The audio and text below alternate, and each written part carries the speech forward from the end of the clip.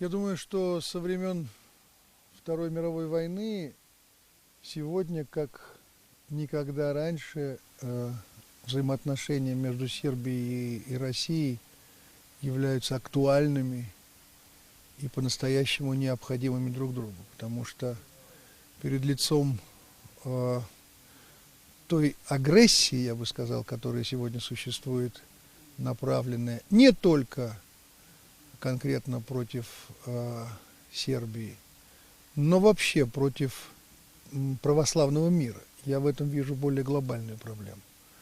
И подтверждением тому является ситуация с Косово, которая, как бы кто ни хотел, является основой православного мира для Балкан.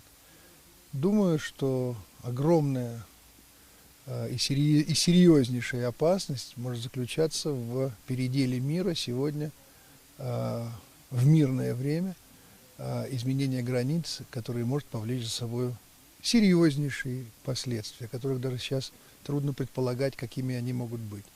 Поэтому я уверен, что даже не дружба формальная, а вот кровная, корневая связь наших народов сегодня во многом оплот вообще православия.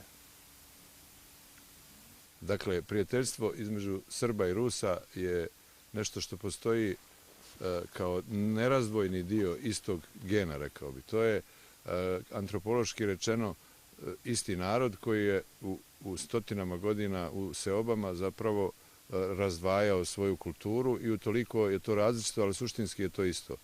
Prije 600 godina Srbi su ginuli manje više da zaštite jedno veliko carstvo pred Otomanskom imperijom, pa su izginuli u mjeri u kojoj je to bilo zapravo i cijena za onaj vojnički poraz koji se desio na Kosovu, ali Kosovo nikad nije izgubljeno zato što je to bitka dobijena na bazi više ljudi koji su otomanski Turci mogli da potroše. S druge strane, vječna težnja da se zapravo između istoka i zapada srcem bude zapravo ono što ruska kultura jeste. Dakle, prije 600 godina smo se tukli sa Turcima koji danas ne mogu u Evropu jer im ne da Francuska i Austrija, da ne bi prošli u Evropu, a danas preko Srbije, odnosno preko Kosova se jedna ogromna vojna sila zapravo ništa drugo nego sprema da brani ili da ide prema istoku.